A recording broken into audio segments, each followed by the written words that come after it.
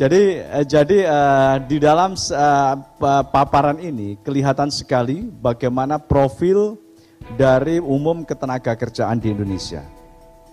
Bapak Ibu sekalian, berdasarkan sensus penduduk Indonesia, kita memiliki kurang lebih 272 juta penduduk Indonesia.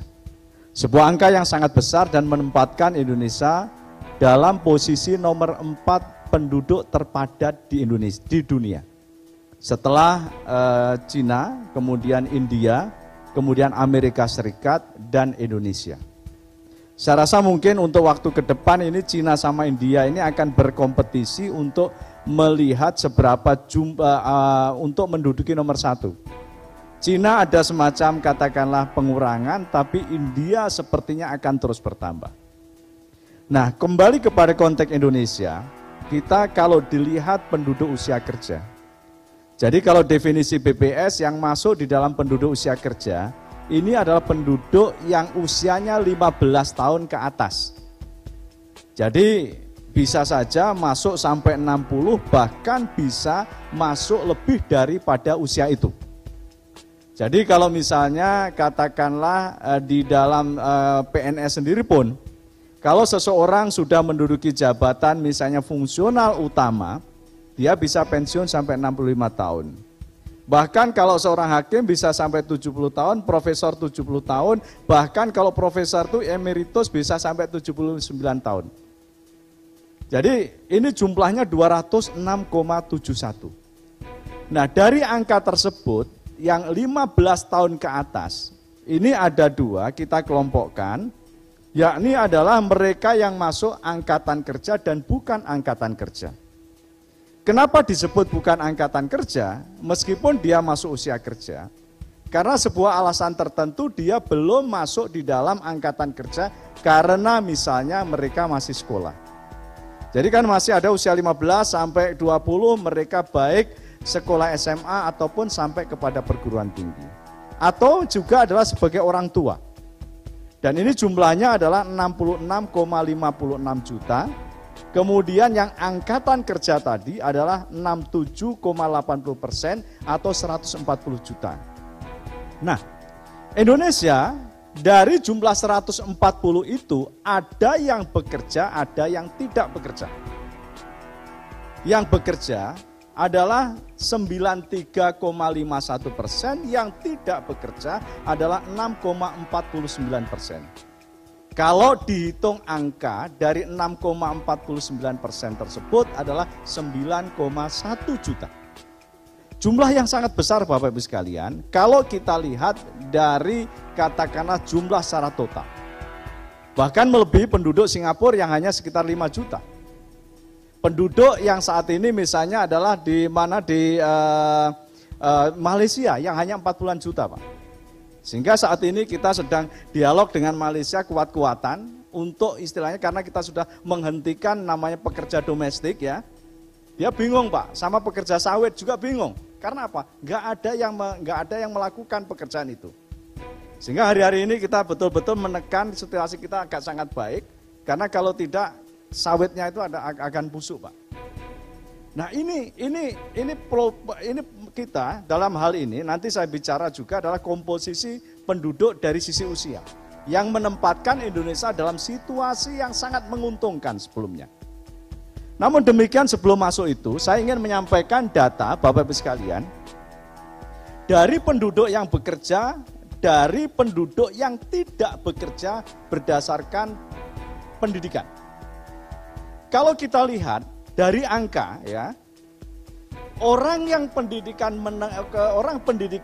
istilahnya bawah, dasar sampai menengah pertama, mereka banyak yang bekerja.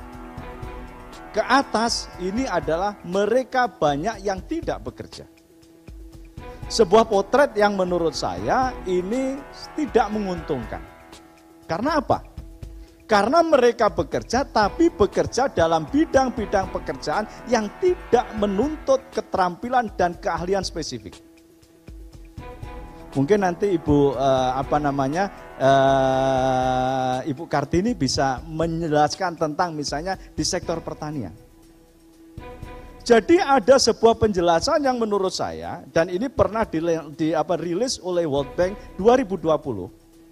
Indonesia itu bukan berarti istilahnya adalah mereka miskin, bukan berarti mereka tidak bekerja. Mereka bekerja tapi tetap miskin. Kenapa miskin? Karena penghasilannya adalah di bawah dari ketentuan standar minimal. Bapak Ibu sekalian, mungkin saya sedikit menjelaskan tentang sekarang rame-ramenya, misalnya November kemarin, tentang namanya adalah upah minimum provinsi. Jadi sering kita tuh salah arti Pak, upah minimum ini hanya menyasar yang kelompok menengah, perusahaan menengah sampai ke atas. Dan itu adalah mereka yang bekerja di bawah 1 tahun. Di atas itu berlaku namanya struktur skala upah. Tapi bagi yang bekerja di sektor menengah ke bawah, UMKM, pertanian, dan lain sebagainya, tidak berlaku itu. Saya dari Ponorogo, banyak sekali masyarakat saya pertanian, mereka sehari paling mendapat hanya sekitar 60.000 sampai 70.000 kalau dia bekerja. Kalau tidak bekerja, kalaupun dia bekerja Bapak-Ibu sekalian, kalikan 30, tidak pernah ada libur. Berarti kan hanya mendapatkan 1.800.000. Padahal UMP di Jawa Timur itu sudah 2,8. Jauh. Apalagi Provinsi DKI sudah 4,4. Bahkan Jawa Barat pun juga sangat tinggi. Apalagi beberapa daerah itu sangat tinggi Pak. Misalnya di Tangerang itu 4,5 kalau salah. Kerawang mohon maaf.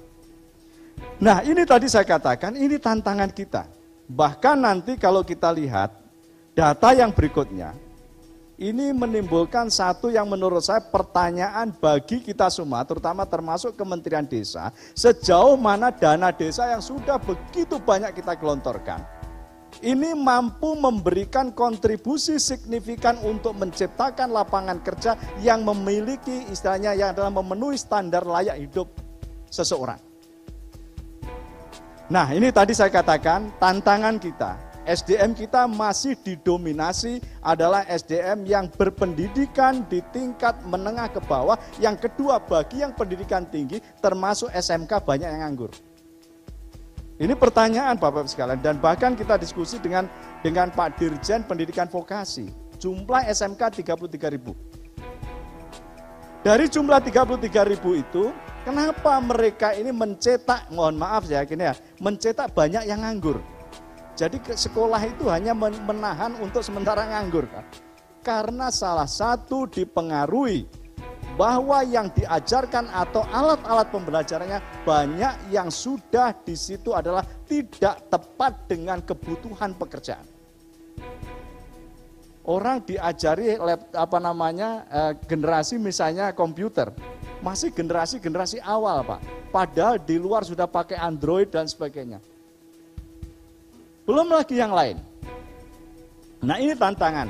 Kemudian pada slide yang kelima, ini saya mengatakan di tengah tantangan penduduk tadi, kita semua kan ada dalam situasi pandemi COVID-19. Jadi COVID-19 ini memberikan dampak yang luar biasa kepada sektor ekonomi, sektor ketenagakerjaan.